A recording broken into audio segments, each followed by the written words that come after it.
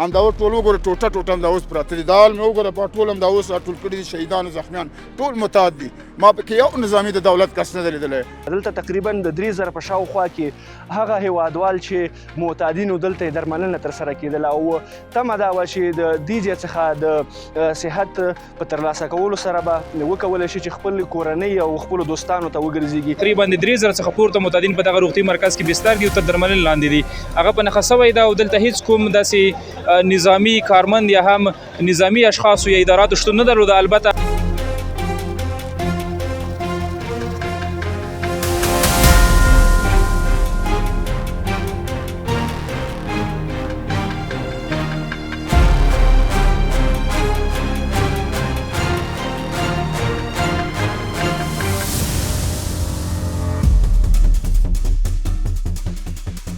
دلته نظامي هېڅ څوک نشته. دا د متعدینو شفاخانه ده او دا تجاوز دا ډېر ظلم دی په موږ باندې سخت ظلم دی. په هېڅ نظام کې دا روانه ده چې مثال متعدان یا ملکي خلک په نښه کړي. یو هدف چې دلته یو سالون ویشتل شوی په هغې کې تقریبا د 200 څخه پورته د درملنې لاندې معتادینو شتون درلوده. بدبختانه چې هغې کې اکثریت شهیدان دي. لیدونکو دا هغه ساحه ده چې چیرته چې زموږ ناروغان ورونه په شهادت باندې رسېدلي دي او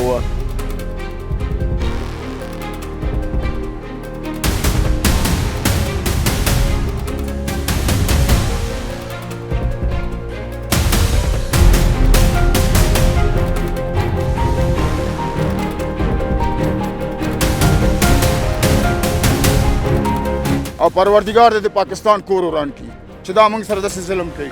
آخر موږ څه بد ورته رسولی ده. د اورژغورنې ډلې همدا شان مجاهدین او نور هغه خلک چې دې سیمه ته نږدې اوسېږي هغوی هم را رسېدلي تر څو پورې په دې اورژغورنه کې کومه وږي او هغه زخمیان چې په دې شفاخانه کې موجود دي هغه په خپل وخت باندې روغتیایي مرکزونو ته انتقال کېدل. د بسته بلا کې 1000 کسان ویده وو متعدین، هغې کې 7 کسان هم زخمیان دي.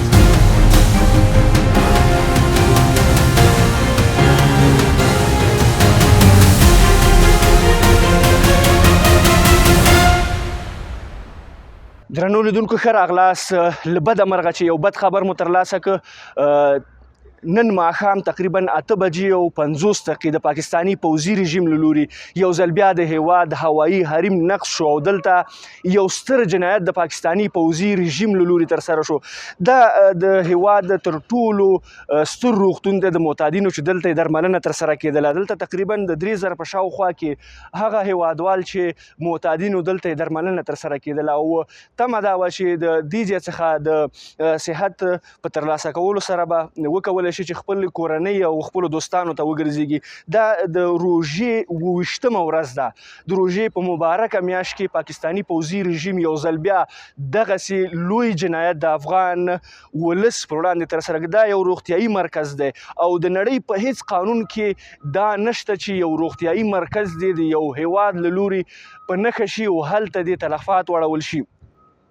موږ څو ورځې وړاندې هم د پاکستانی پوځي رژیم په اړه باندې تاسو ته راپور نشر کړی و چې هلته هم یو ستر جنایت په پلوچرخي کې ترسره شوی و. هلته زموږ ډېری هیوادوالو خپل ژوند له لاسه ورکړی و، ډېری پکې مالي او ځاني زیانونه ډېری ورته اوښتي وو. لکه څنګه چې تاسو ګورئ دا هغه سیمه ده چیرته چې نن ماښام ستر جنایت ترسره شو. دا کوټې زموږ د هغه ورونو دي چې دلته تداوي ترسره کېدله. په دې اتاقونو کې د هغوی استوګنځایونه وو او په همدغه اتاقونو کې به دوی اوسېدل چې په اوس وخت کې په بشپړ ډول باندې دا نړېدلي دي. لکه څنګه چې تاسې لوحې ته ګورئ دا هغه حمایوي امریت دی چې 2000 بستره په دې شفاخانه کې او په دې ساحه کې موجود و او په اوس وخت کې له خاورو سره خاورې شوی چې دا د بشري جنایات یو ستر نمونه ده د پاکستانی رژیم له لوري ترسره کیږي. موږ هم کوښښ کوو چې دغلته مالی او زیاني زیانونه چې په دې سیمه کې او په دې روغتون کې دلته زموږ هیوادوالو ته اوښتي دي هغه تاسو ته په تصویري شکل باندې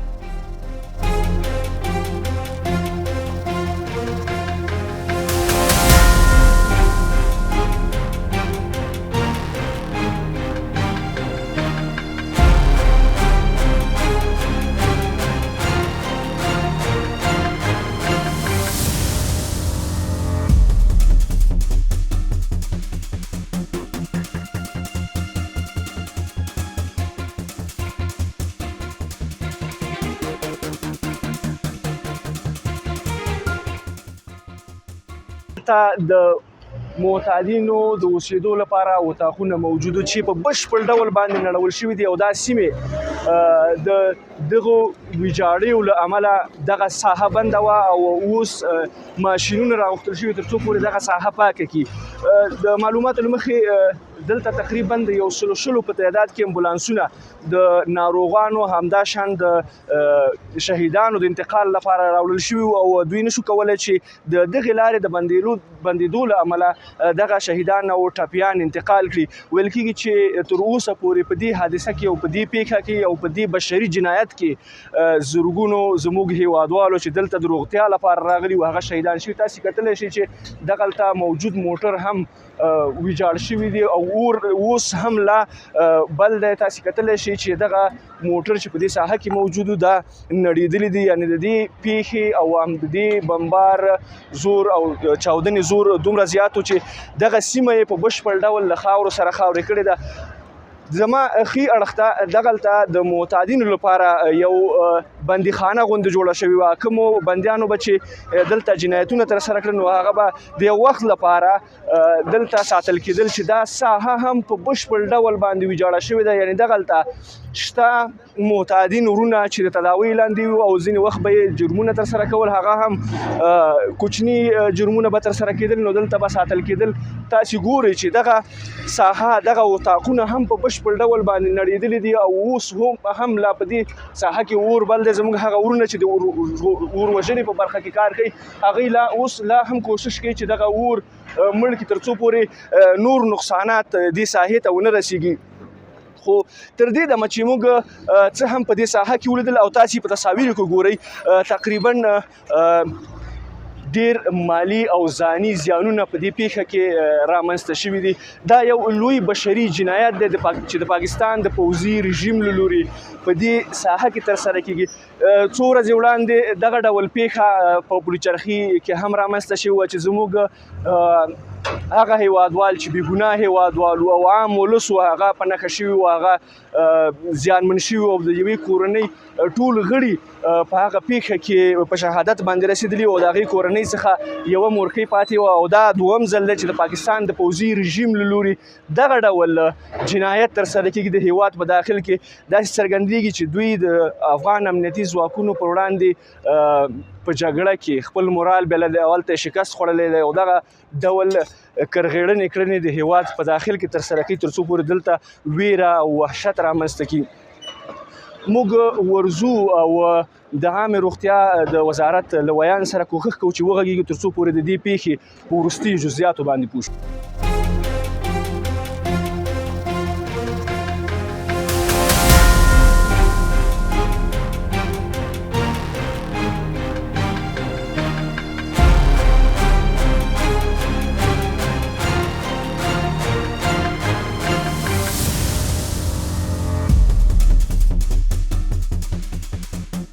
درې زره څخه پورته معتادین په دغه روغتي مرکز کې بستر دي او تر درملنې لاندې دي. هغه په نښه سوی ده او دلته هیڅ کوم داسې نظامي کارمند یا هم نظامي اشخاصو یا اداراتو شتون نه درلوده. البته تر ډېره حده پورې زموږ ټول څومره چې د درملنې لاندې مریضان او معتادینو له هغه هدف سوي دي په لومړي سر کې څومره چې زموږ ټپیان انتقال سوي دي د 100 څخه پورته زموږ ټپیان انتقال سوي دي. یو هدف چې دلته یو سالون ویشتل سوی په هغه کې تقریبا د 200 څخه پورته د درملنې لاندې معتادینو شتون درلوده. بدبختانه چې هغه کې اکثریت شهیدان دي. دلته یو څه چې لویه ستونزه دغه دا ده چې د روغتون تر ډېرې اندازې پورې برخه چې دغه ویجاړه سوې ده او د اور په لمبو باندې سوځېدلې ده. ډاکټر صاحب دغه تلفات په نور هم زیاتېږي که نه؟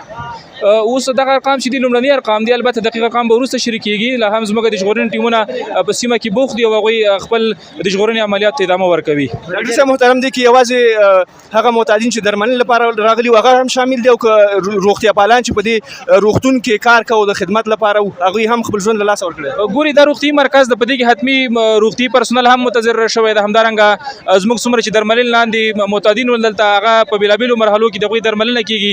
ځینې داسې وو چې څو مرحلې ترسره شوي په وروستیو مراحلو کې په نښه شوي دي او ځینې داسې دي چې هغه په لومړي سر کې دلته راوړل شوي ول هغوی په نښه شوي دي.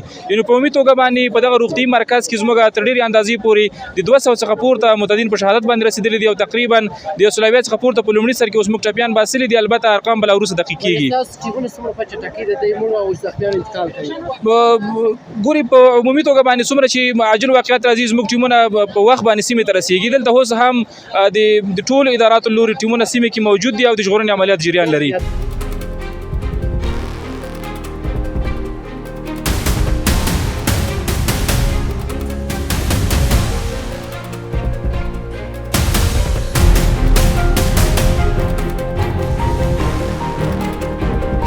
لکه څنګه چې تاسو ګورئ دلته رسنۍ هم را رسېدلي دي او د اورژغورنې ډلې همداشان مجاهدین او نور هغه خلک چې د سیمه ته نږدې اوسېږي هغوی هم را رسېدلي تر څو پورې په دې اورژغورنه کې کومک وکړي او هغه زخمیان چې په دې شفاخانه کې موجود دي هغه په خپل وخت باندې روغتیایي مرکزونو ته انتقال کړي. دلته زموږ ډېری هېوادوال د دې لپاره راتلل تر څو پورې درملنه وشي او په سالم شکل باندې خپل کورونو ته ستانه شي. خو د پاکستاني پوځي رژیم دغه لوی جنایات د دې لامل شو چې دلته خپل ژوند له لاسه ورکړي او د شهادت لوړې مرتبې ته ورسیږي. تاسې کتلی شئ دا هغه جنایت دی چې د نړۍ په یو قانون کې هم د دې لپاره ځای نشته دی. تاسې کتلی شئ چې په تیر وختونو کې هم دغسې جنایتونه د پاکستاني پوځي رژیم له لوري ترسره شوي. د معلوماتو له مخې چې له دې ځایه د ناروغانو سره همداشان د موظفو ټیمونو سره موږ خبرې کولې هغوی په وینا چې دلته هغه روغتیا پالان چې په روغتیایي برخه کې د ناروغانو لپاره کار کوي هغوی هم ځینې په شدید ډول باندې ټپیان شوي دي.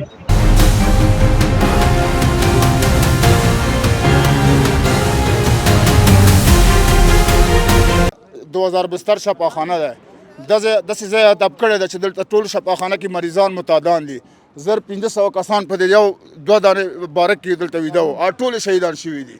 دلته نظامي هیڅ څوک نشته دا د متعدینو شفاخانه ده او دا تجاوز دا ډېر ظلم دی په موږ باندې سخت ظلم دی په هیڅ نظام کې دا روانه ده چې مثال متعدان یا ملکي خلک په نښه کړي دا ټول نظامي ولاړ شه وګورئ یو نظامي پکې نشته ده ټول ملکي دا بیچارهګان دي غریبان دي ټول دا متعدان دي هم دا ټول وګوره ټوټه هم دا اوس پراته دي دا حال مې وګوره په ټول هم دا اوس ټول کړي دي شهیدان زخمیان ټول متعد دي ما پکې یو نظامي د دولت کس نه دی لیدلی ټول مریضان دي وروره پوه شئ او پروردګار د پاکستان کور وران کړي چې دا موږ سره داسې ظلم کوي آخر موږ څه بد ورته رسولی دی. نوم مې نظر محمد دی زه د کارتینا اوسېدونکی یم او په دې کم کې زه خپله بستر یم او اوس دا حالات چې ما ولید دا وحشت چې پاکستان په موږ باندې شروع کړی که امریکا دی که پاکستان دی اسرائیل دی پروردګار د په هغې هم په همدغسې حالات راولي چې په موږ یې راوستی دی زموږ ټوټه د موږ مسکینه ډېر بیچاره خلک یو دا اوس ګوره دا کم ټول متعدین دي لاړ شئ دا اوس تاسو خپله وګورئ په هغې کې وګورئ ټول متعدین دي وروره بل څوک نشته په دې کې پوه شئ او وروره هغه هم دا اوس هم شهیدان زخمیان ټول هم ویستو دا ګوره په دې وینې په دې هغه باندې هم دا اوس موږ لګیا وو ټول شهیدان هم ویستو یو پکې په دې بسته بلا کې 1000 کسان ویده وو متعدین په هغې کې 9 کسان موږ زخمیان ویستو نو ټول شهیدان دي ټوټه هم دا اوس پروت ده سوځېدلي دي ټول آخر خلاص شوي نه دي هم دا اوس هم خلک لګیا دي کار کوي متعدین راوباسي او دا خو هېڅ روانه دی په اسلام کې کفر چې کفر دی دا کار نه کوي دا پاکستان اسلام دی د اسلام نوم یې بد کو پروردګار د دې حالات بد کړي.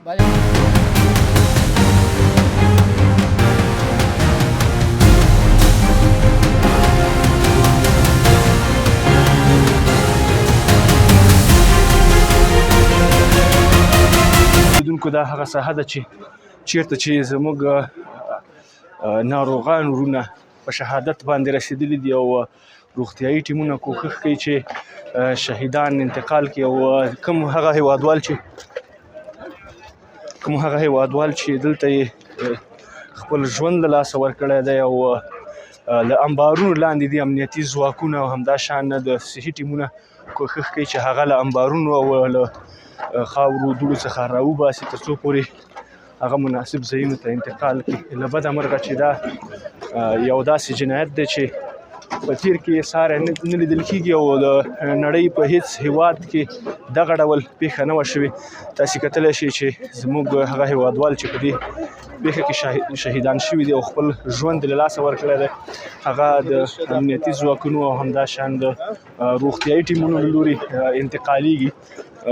له بده مرغه ډېر د افسوس او د خفګان ځای دی چې دغه ډول پیښې د هیواد په داخل کې د پاکستاني پوځي رژیم له لوري ترسره کیږي او واقعیت هم په تیر کې ورته پیښې پاکستاني پوځي رژیم ترسره کړې وو، خو دا یوه داسې پیښه ده چې په روغتیایي مرکز باندې ترسره شوې ده او دا یوه داسې پیښه ده چې د نړۍ په هیڅ هیواد کې مثال نه لیدل کیږي. دا هغه بېګناه کسان دي چې د درملنې لپاره دلته راغلي وو. درنو لیدونکو تاسې کتلی شئ چې زموږ هیوادوال چې په دې پیښه کې شهیدان شوي دي او یو زړه بږنونکی حالت دی، یو داسې حالت دی چې یو ستر بشري جنایت د پاکستاني پوځي رژیم له لوري ترسره شوی دی.